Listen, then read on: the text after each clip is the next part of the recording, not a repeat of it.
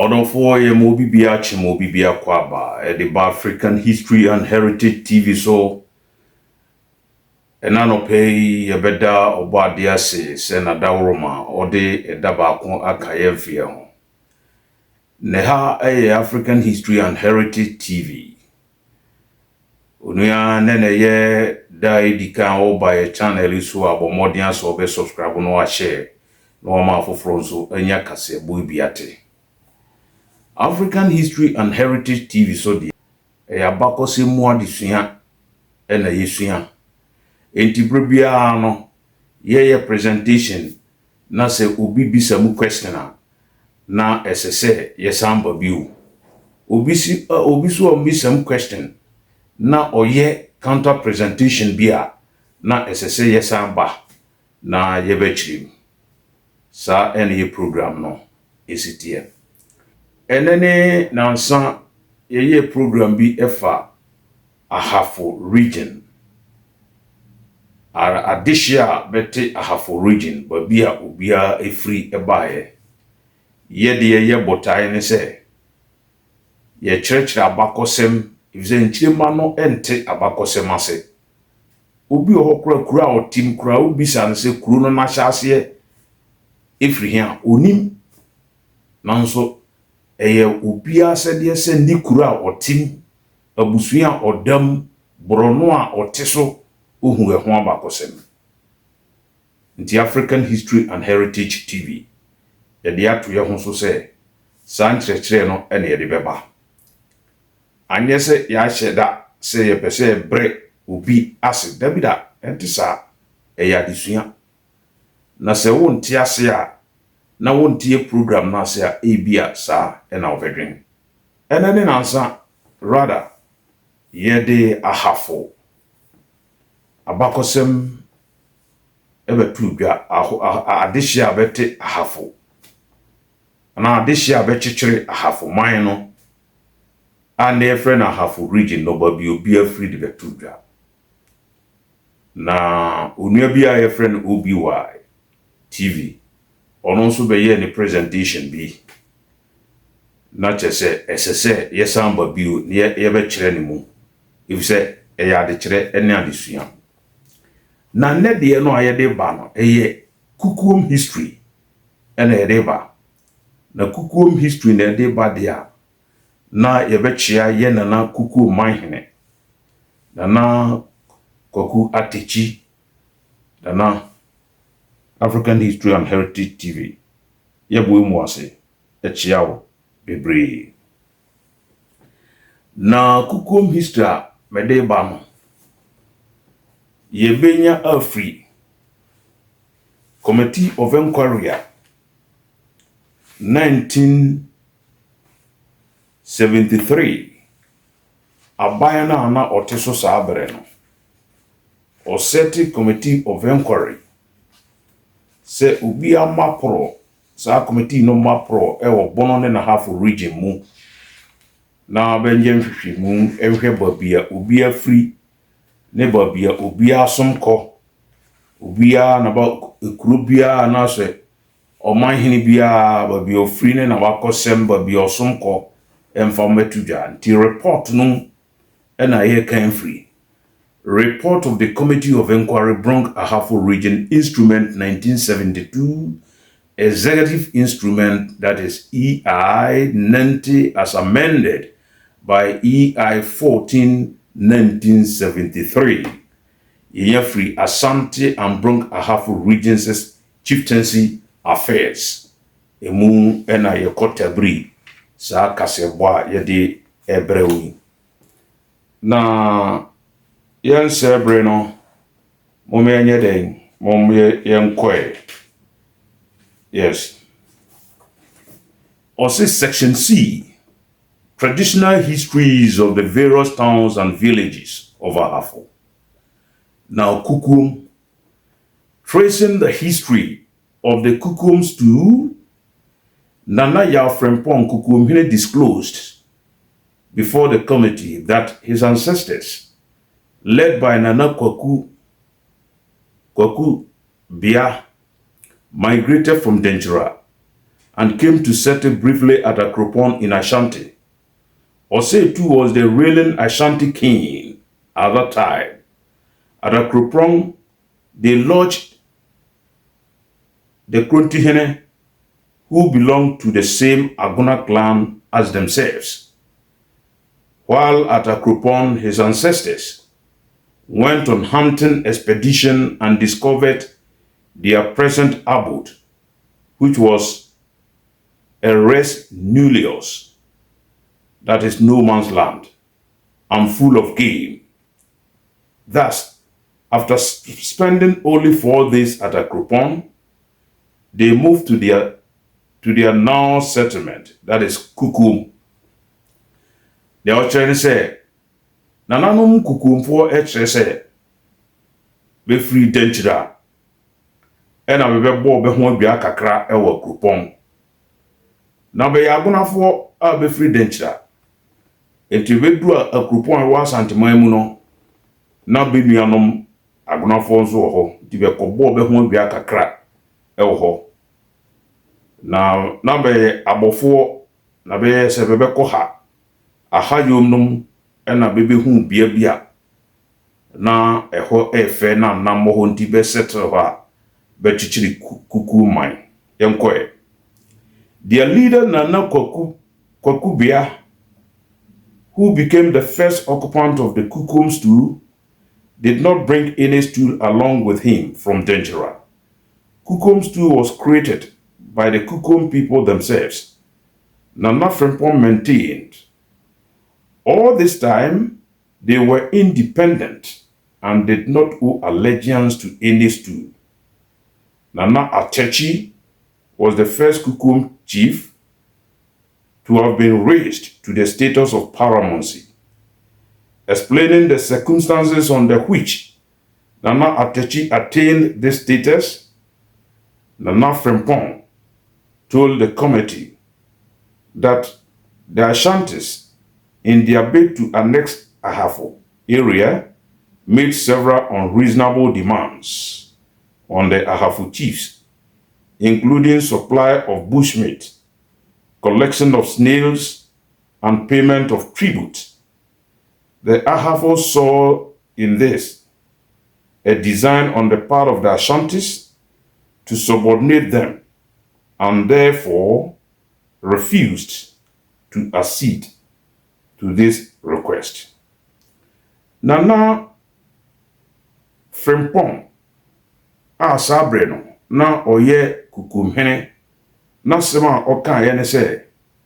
ekukuma kunwa no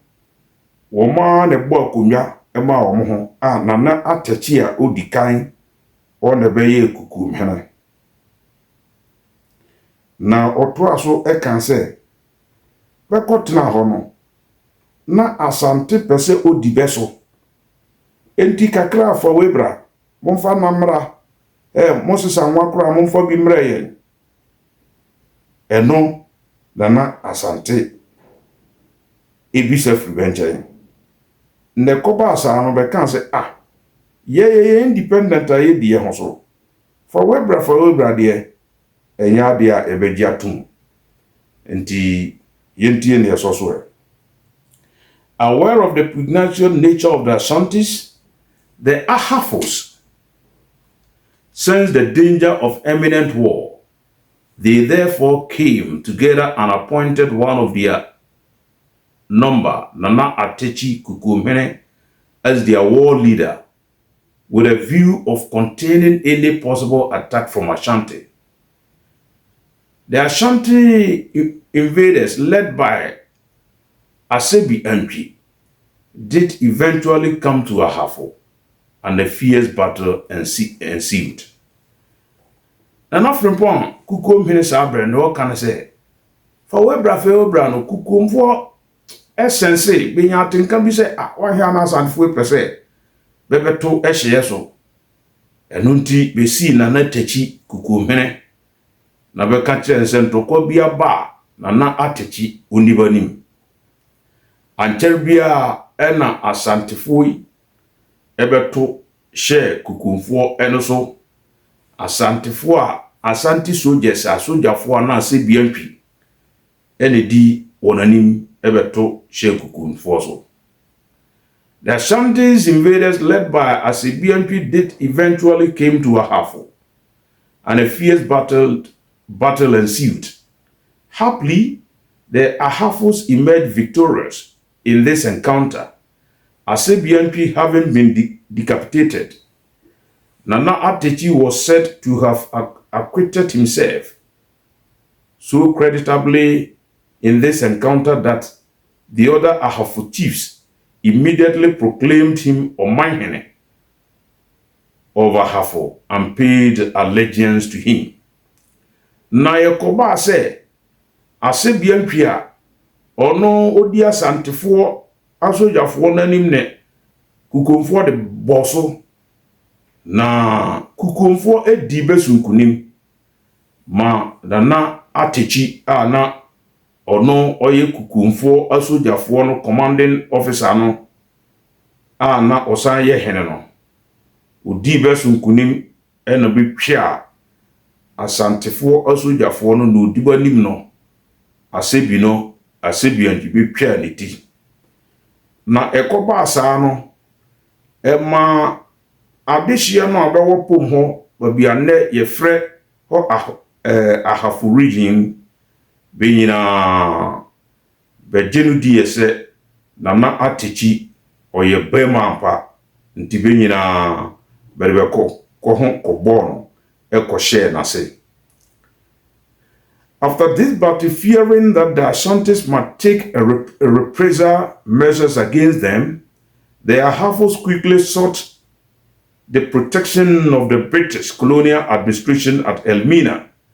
resulting in the signing of a treaty of friendship and protection in 1896. Nana Yao Frimpong contended that before the signing of the 1896 treaty, Kukum's paramountcy was a fait accompli. A treaty merely gave recognition to an existing status but did not create it. Near Nana Atechi, Nana Kukumhene, or can I say, Bedi Asante force kunim no abetwa Asebianpi nitino adehye na be ho nyina senam di kankan no e de be ho ko bata Nana Kukumhene se ya no medi kankan no enene na nsa medi kan ye presentation no adehye na be wo Ahafo area hono dodo no a na be ye denchirafo ena kukumfo nso ye denchirafo nti ye nua denchirani akodi asantefo so nkunim dia ene ye yemfa ye honkobo no ena obia de no ho be hye Asebianpi Nana Atechi nase na esanse ntokwa no be di nkunim no na be suro se wa hia na asantefo yi abeto ahye so ene santi no nia nananom kukumfo eye ne se be ko Kekos Elmina enem ko hu Britain for se Britain for mumra na ye ne mo enkwa pam ye nkontiase apam na mo meboy ho ba emfiri asantefo ho enti 1896 ena Britain for ene kukuman isan protection agreement se be de be ho enti no oman bia obeba beto ahye besoso obechi bendomu no beno no edibesi ani enti 1896 ena beni kukum Britain ni kukum isan protection agreement. Since Nana Atechi's reign, all occupants of Kukum stool had remained paramountcies until during the reign of Nana Frimpong Kotroka, when his status was reduced to the Odikro by reason of Kukum becoming a member of the Ashanti Confederacy in 1935. Originally, Kukum, fearing that her status might be reduced,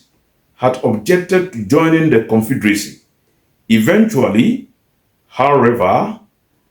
she became a member and was arbitrarily asked to serve as Asantehene through the Agruponghene. Binia, Nasichi ina say Asante Confederacy type. Abrofu no ebe peja ebe bo kukum man ho ban no. Asante Confederacy type. Ena abrofu so sambae Britain fo so yes na akofa Confederacy na ababio. Enti ebe yan hihye foforo. Enti kukum kosum sante hene through akropon hene. Kasa ni nyamu. Wahu se senia asante ekutia denchira no. Denchira man no ejijai. Enti adehye no ebo ahweteye. De adehye na abebo ahweteye na be ne nam abepe baabi atena. Na dodo no every denchira ho na bebe sene akosoro ha. Kwaya num safi area ho ne wabia efro bono hafo region ho a na be fa Kumase tete no se ne anhyehyɛ no titiye no yese ekronye enye gyahye enti se wo fo bi krom na se wamfo ho ankɔkyerɛ ɔhene no a madwe be yen se wo de ntɔkwa na eba nti bebe to ahye so enti denhyafo no bia be sena akɔpɛ baabi atena odu Asante mu a no de no ho akɔkyerɛ sante hene na obisa kane na akan abusuan na yaduma o asomafo ha for ha beso yes bi o ha agonafo ha ana asomafo bretu o ha monkotra benchene na ba bebo be ho adwa senia nana di kankan ye no be ba no be di kan ko bo be ho adwa e wa kurupon ehene a no no so oye agonani ko bo be ho adwa wo ho nti ekoba se be ko chichiri kukuom na betra ho independently ne Asante de boss so Asante antimi won na Asante Confederacy baare no the second Confederacy no nhyehyɛ na se wo betra Kumase no se na wote akropon hene ne nkyɛn dia na ene ye do kɔhyɛ na asibio se kɔsom sante ne turu akropon hene ye beba so na mom ye koye ni me Nana Techi's reign. Since Nana Techi's reign, all occupants of the Kukums too had remained paramoncies until the reign of Nana Frempong Kotroka, when his status was reduced to the Odikro by a reason of becoming a member of the Ashanti Confederacy in 1935. Originally, Kukum, fearing that her status might be reduced, had objected to joining the Confederacy. Eventually, however, she became a member and was arbitrarily asked to serve as Antehene through the Kruponhene. Etino, ose eyenche na Kukum peso join Asante Confederacy no. Etiro ko join Confederacy no, ena abrofo no eye ne frakadam ko ambi so se yedo ekɔhye sante hene ase na wa kɔsom sante hene through akropon hene. Nana Frempong stated that he himself ascended to the Kukums to Asodikro, but was elevated to the status of Omanhene by Kwame Nkrumah's government. This paramount status has, by virtue of NLCD 112, that is National Liberation Council Decree 112 of 1966, now being reduced to Odikro. The Kukums do not feel disposed to serve as Antehene because, save for the Confederacy period, Kukum had been independent and never owed allegiance to any stool in Ashanti. I have proclaimed Nana Frempong derives its name from the P expression Ehayefo, literally meaning life is cheap here. It does not mean hunters. I repeat, I have proclaimed Nana Frempong derives its name from the P expression a hayefo. Literal meaning, life is cheap here. It does not mean hunters. Yawi. Nia nana eka ye ne se. Nana frempon ana oye kukumine ka ye ne se. Okodwen Asante Confederacy no. Ena ne post no a na ono di ne ho so no. Ye hwa ne so. Sa na Asante bune mane o. Kwahye akropon ase. Akropon ye Asante hene brempon. Nti wo kwahye na ase de a wo ye de if you so free den chiraba ye no ufie wura no wo kose no. Nti na ye de nhihye no eba bi odi a san kose no san kwahye na ase na ono akropon hene ye Asante hene ne brempon ti no oye ne brempon de a wo be ye ni dikru nti ne paramount ne dibia no ye hware so e de ba form. Regardless emfa ho say oni abrofo akontiase apam no na ono adi ne ho so no na Kwame Nkrumah ban ebae 1959 ho Kwame Nkrumah ban ene man ne so eye no oman hene bio afri fanuma ban National Liberation Council ba bio ebae rather National Liberation Council bae no ena be je ne paramount no efri ne nsam se onye paramount chief bio nentisa dia na kukum ne paramount no ono ne di kan beye paramount chief ewo ahafo na adehye no nyina ebedi na chi isan se onya akokoduru na okuntia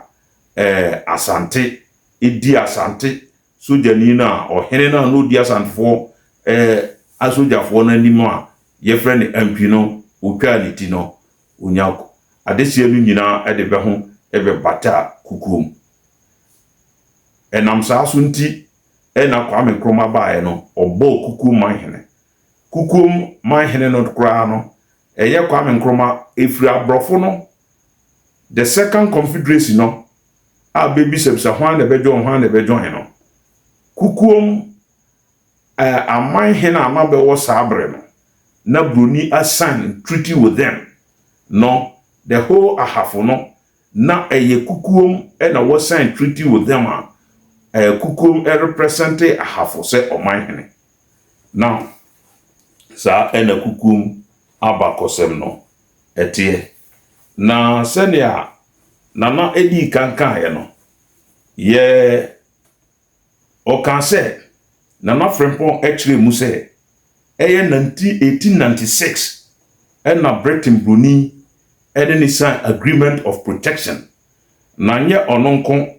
ohwe page 76 of the reporter or say in paragraph 3 of the letter he writes, I concluded treaties of protection with the following kings and countries. Now let me start from the top. Or say in a letter dated 30th June 1896 sent to the governor sent to governor at Christiansborg, Accra, published an SB 244 in the 18. We find one Captain Davidson Hudson reporting on his mission with a company of Gold Coast Constabulary from Kumasi to make treaties with the countries northwest of Kumasi. In paragraph 3 of this letter, he writes, I concluded treaties of protection with the following kings and countries. Name of king, Kwaku Fosu Bechem Ahafo. Oneni Bruni, Britain Bruni, enemy sign agreement. 22nd February 1896 at Jomo, na oye Jomo Hene. Adu Kofi Obonofo, Adu Kofi no ye Odumasi, that was 4th March 1896. Ponyao of Wam, Odoma,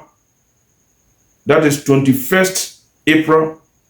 1896. Domanso, Britain Bruni, and sign protection agreement. The contract, Siapam so be born home by Afri Asante ni atamfo bia ho. enti ono ni sign agreement 21st April 1896. Atechi of Asunafo Ahafo, that is Kukuom, ono ni sign agreement 2nd May 1896. Enti Britain Bruni no governor no esoma no your friend Captain Davidson Hoston ono ene bae na obesin science agreement we nyina ene amanama nyina ekọ ntiase apam se obebo be ho ban it will declare independent after the Segrenti War. Enti ba amanama ya amabeka na Atechi a oye Asunafo Ahafo na oye kuku man hene sabre no na bede ni gira ma Asunafo Ahafo nyina se one daba no bene no sign agreement e kukum. Enti sa agreement we no e cover Ahafo fo enyina kwaku fosunso a oye beche man hene ono so bes no sign agreement se onko hye ohini bia se bio ono a edini kui oye independent. That is it. Enti odofo kukum abakosem ene no kukum abakosem enam dia to dwen se kukum fo denchirafo a bebebo be ho adwa kakra ewo asantimamu na ba we ko chichiri be kuru kukum ana be ko tena ho. Now abusuafo mum ye hwe ni sei asante ekokuti a denchira ena adehye no ebo be nyina be to peteye ifise denchira man na gu enti esa adehye no obi apeba bi fa nti obi a de ni tu boha o de ni ti abom no de ni ti abom na esa senia asante enebo bia efro Ashanti region ewo man no mfimfiri no obi free sefi no obesene akọ western part ha bon area ho a automatically no obefa Asante o besene akọ soro ho a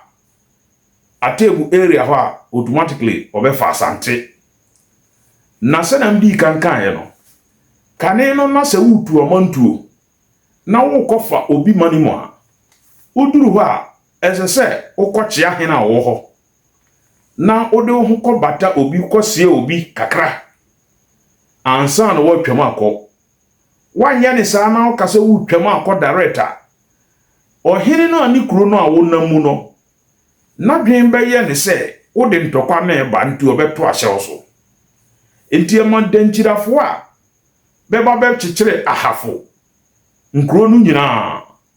senia na no meka no bi ne kanya ase number 1 number 2 jedu no beko kwapon sankore asufuo anwem siena kokuima hwediem goso ena kukuoma amaken ene etweneto kukuom tanoso ene mehame dade so aba saafo nyina be denchafo ena beko chichire be man ana be nkuru ewo babia na yefre na hafu yi obia so ba na onam Ashanti region obeduru ha na ode no ho akọbọ ohene bi kakra na kire se akire no ode ni tua dom one na muranum kani na ho nyina kwae on na muranum tu okuduru abia oso eha mebo me sesen ewo ha adehye binum tesete ntotrosofo abefiri akwam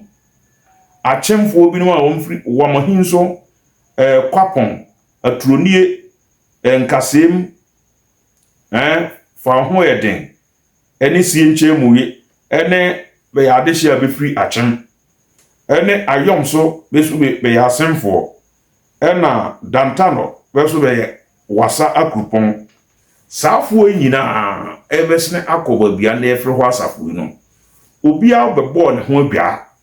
kakra ewo asanteman mu ansa na woko na asante hene ye se obe colonize be obe diba so no na Asante Confederation no ekobaye no right we yes so ufiri denchire eba no ana ufiri aseme asen eba be chichire ukuru a wotimu ahafo no ohina obefa ye kurom Asante ha odo ho kobọ no odo one no kotena ye no kose na se wadamfo no that was the term na Asante eyusu wadamfo no kose na se na kosoma Asante through sa hene no. That was the policy. Eno na ye Asante ne nhyehyɛ ana wahyehyɛ ede ato. Eno na ma kukum ekosoma Asante. Ente saa de a nanka kukum eye independent since time immemorial. Eye nhye kwan bi so ena ema okoye. Senia makan ohan sa ena kukum abakosem no etie mini awutie me wo say somebody like OBY TV wo say bribia ye beka Asante abakosem no ni na woka hello opani ajiman opeso tete Asante man nanse emfa na doma hene opeso tete Asante man na anzo emfa ada yem sirikeke me tete Asante man nokora ewa bakosemu na meka na wo OBY wo be kai se wo na odi kan eka se wamfiefo domafo nyina ne asase na wamfiefo asase so na bete bekose ebe na wo kasa asem no na wo no unim se wamfie so ka doma ho a wo kasa asem na wo botai ne sen obi wa mebisa be imano na o kan mam mebe kanta mebe chechem se nte sakra because na ne wo kanye no pre o tase ubuta ni se udija beto do maman no mamu apapai otase wo sa ni pakro ya so ni awoka ena bono regional ewo ho no enya bono fo nkwan na timu enya bono fo nkwan na timu no ni ade wo kasa no na ubuta ni se wo so ubuta ni se udije to bono no because bono no nka bom no wompe enti mene wo OBY why ne shas yese odija etu obidim eyewo ena o shas ye what I say mem historian ko gadjman de men Germany India sem oni ame u page Asante na wa bre obidi ase adenti ma wo page Asante na wa bre obidi ase because o hena o ye Sante hena kan tro say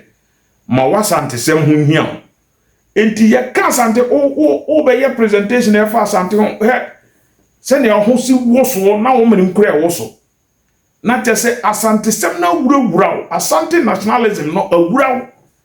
na sa ne te de a ade na wo de o pese o protected na obi de ne bono no de on say no come on answer if you say hina country say ma Asante sem ehia munti OBY no kra ewo history na meka no kra me kan se ahafo obi a oko Asante Asantman cancer ofra ahafo bia eyonu ne pe e na odiko I repeat it tano subiri nkron nwotwe na ewo ho no Asante he kan e na ehoyem nkro e na hoyem nkro eye bebepe ne amabeko mra bia ni wiase ha a e hye se u colonize be no otiase Asante u colonize be no babe yo nkwa ende nka Britain so colonize Asante no nke se Britain for e come back na bebe recolonize Asante eye den na Asante hene o artifacts a Britain for ebebo se Grand War ne ya Asante wo eji ye de koye wakọ lobby aji aba na no Colonialism no eda. Sanka wanko lobi ani aba. Enti wo wanya ofa ahudie Britain fo ama ofa ahudie na wo mprimpran ne wo nananom ska kwa abebeje ye wakogye abade a aden na still a obi on ne temo anum no wo pese still a onya akwa just because you think say wakwati no nti. Think about it. Think about it. Natural justice. It is against the principle of natural justice. What I say? Masema make canon. No. Masema make canon. So colonialism, slave trade, neo-colonialism, historians there. Southwest and ye tokene in the outcome at the buyer. It may argument and say the whole of a half. Benny Bepe. Never cosum asante. Kukum, Britain for an Eastern protection agreement, became the same thing. What I say? Now Britain for no come cry. Obi a own an Eastern protection agreement. So be bona ho ba atia asante. Aden na okofa confederacy. Osem de asante confederacy babiu. Enti konsan ko hye nipa kro na say. Ene agreement na on ne sign 1896 say obone ho ba nde wo. Na ewo he. Nunti ena tebubu nko anya akokoduro atebu nso abrofo no sign agreement. Osi so far as on mo say agreement 1894 no men ko hye ohini biase bi o men ko hye santo hina say. And therefore, no, peace agreement, no, Britain for ne be signed, no, they were not bound to join the Asante Confederacy. Until you be penny be the join Confederacy, no. At the same time, no, be pa be team e de be pay a free obi wa tiasa na so wie emro man na yenkoya nim. What I say? Enra, osa can say, wow. The more you try to polish adebi ane kwanse of polish no anane kwanse of polish no you know, the more e na obe fambo o presentation na oye yen say abi moro ana oye sehwini e na oba ese one asante beko na asante ekun di ne sunkunim e na ocheche nsase no e de ma sa nkuru ya mbobo odini denchirafo ne achemfo sa nkuru ya modika mbobo odini ocheche mabe. That is your argument.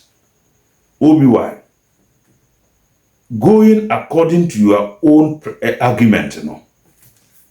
Safo yina ame mbobo de be denchirafo e na asante wakontia denchira. Right? Na adehye na gbahwete ba betena omani mbe pebabi atena be ne nampaye no mbe pebabi atena. At the same time so wasan ko toahye achemfo so sabra opokuare oni achemfo ekono oku a na osan ko fa denchiraman no ahwese be organize be ho abeko na chese watoahye be so otiase sa military strategy no ena na opokuare use ena abimoro bae so ne asante emekon ena dubofo sabre no na opokuare ne achemfo ekon no commande opokuare se ko na boaboa asrafo ano na benkokon enti abimoro ne bekokom eti abimoro oyesafini no ganye enti asasi ana abimoro wakonka no according to your argument ne sante hene ochechema safo no eye yemfa ne se sampo ne etia meme ye dentrani we ye akwamni we ya chimni wakontia yen ena ye dwane ye pababi aboy ho bia ye be wura wo mane no nso obi a ye fra na bi moro ye safini e de ntokwa betawo e wo man no ena o katre se yenko boa ne yenko ena ye kokon ye na ye nyina ye kuti a abi moro ni ye di ne sunkunim ena na saase no ye chichachete ne kwatam we die ni a broni fra ne booty no nam no ya kokontokwa atiefo mu ntie ni ye me no ya kokontokwa ntokwa no wie na agyapade a efri ntokwa no mba no aye asase no na ya acha afa mem de na ebedim side no no ka se eye odie biwa na oye nokwafo obi why na oye nokwafo na onye nokwafo na oye sisifo mom na oye sisifo enti akwamufo a ene achemfo ene denjrafo a bewa hafo man sabri a bene bedi gbe moja akokon eje asase no what I say just because na abi moro obe konti asante sojafo no nyina firi ho because bene achemfo e de aboso na se adubofo organize denjrafo na akwamfo na achemfo aba be bodompem e wa asante man mu se yankokonti a abi moro nba konti na japade no ba chafa eno eya odi ebio na so ka so onfa asase no ensa mesomwa according to you events obiwa who analysis unse eye against natural justice. What I say, it doesn't match with natural justice. That is it. That is it. Intimidate nieme katra ne se ahafofo no bene bepeni bre bebesum skabia be decide say yankobiowa mara because of sa agreement na Britain for any business you know they can decide say ben sum skabia bio na wuntimi nka hu entrebe wo de koba bia wo ni bemda what I say who use wa wo bi wa argument ya wo ni bem sanam pesem tro now osa rezi point B wo bi wa ya disuam say Asante nye tribe. Oh my God. Hey, Asante and Bono ye the same. Bono Champion Federation. Asante Confederacy. Ye the same. Why in the country say Asante nye tribe? Why in the country say? Why in the country say Asante nye tribe? Asante ye tribe. Hey, ba bede Sante mayano ba ye no. Eye Kumasi. Kwa mayano na oyokofo Asante ye oyoko clan. Oyokofo ni bretuofo be mane ni Asante man. Oyoko Kumasi nsuta Dwaben be kwai kokofu bene be oyokofo ne osetu the first one nadafo obirikonfo be ka be hobom be starting ka bom no twim ne atwi kobia manfi oti akenten ani obiri yeboa be nyina be kwa ma be yokofo ne be bodom pimo ho bebebre ya busua ba ko yanka hobom ne yankokunti adenkyira mampon ne koka be ho otase esanse mampon na ono nya yokofo nti ne bro nkambon we a yayi se osetu ote skabia so de a ene ye mo hyenhyen otase savers do emma yemye mampon second in command o kronti hene na wondwane amfiri nkabom num because mampon no ibretuni onye oyukuni enti ono nkwa na ye old person. Apart from that, mbaba na ya senefo na aduanafo na atwa wachia tafo nom ne ade nom ne joso nom ne ade ne asumja santman so aduanafo ne asenefo ne asenefo na atwa wachia enti Asante no ye tribe sankro we ya na be ye oyoko clan no obamu na ye kese a e friend ne tribe beni beka be ho bom no bre yen ye be frɛ ye ho osanti na ye hie osantifo otiase ne be frɛ be ho asantefo enti ye ka asantefo a beni sa dom we oyokofo ne bretuofo we a be sate asanteman no beni beto be ho se ye osantifo ye asantefo enti Asante ne ye tribe obi obeka se enye tribe bia oboa because clan no oyoko clan no e abusua tenten enti se clan no mu baya na abeya tribe otiase obi a obeka ho bia no a oso ye santini bia no na woda wo man setrefo na beda be man adansefo na ba chechire be man dada otiase bonofo na beda be man na obia de dane man data otase enti sa osantifo we be form group no wie ya no na bede ntokwa ema binom be ka ho na bede afor be ho se be ya santifo but adansefo enya asantifo nso nne ba be ka santikuo no hunti be ka se be ya asantifo a wo obi wa ojetum sekirefo ka se be ya asantifo a ojetum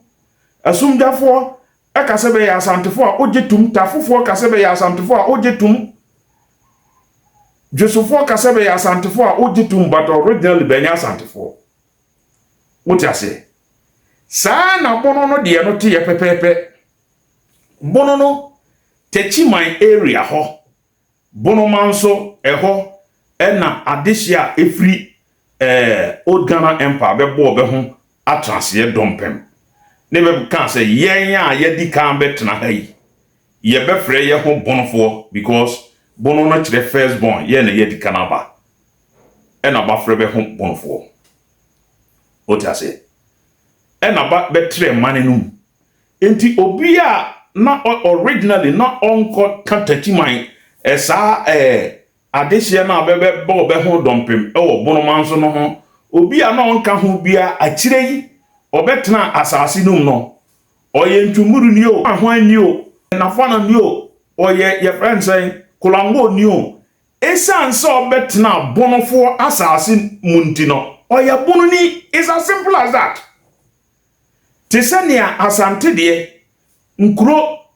nsien ben be forma sante ne beto be ho osantifo asantefo ena ba sekirefo ene adansefo ene denchirafo makasi aka denchira in the making of Asante be nyina be ka ho ne bre o ye de Asante no ya be ka ku no be frɛ na Asante no ho de ya yeso ye be frɛ ye ho Asantefo in the same way no bono no cover area babi bono manso ne ne hyase asase ne tretre eko bono east ho nyina otiase ewo wonchi area ha nyina even dua ya nkwanta kra na eye bono na bono kingdom no ne ho pompan no eje ho nyina na nipa na ka se me ye brekumni mi firi asokore no mabetena bonofo asase so ntim ye bono ni a ozo yo dabi we ka se msum firi ha mabetena bonofo asase so a wo ne wo cohort ne ye mo cancel wo firi ha onya honi onya bunu ni modia mu preach no na asante no ba be kan asante ho no original na be ya asante for obi wa bibisa you see enti wona o sha ase enam so me bua so orofo we aye ken nkase boy ya sempatre enti subscribe na share nama adehye nkaye enti kaseboy bi eha African History and Heritage TV mere kasebo no abawiye mema me monitie adehye ba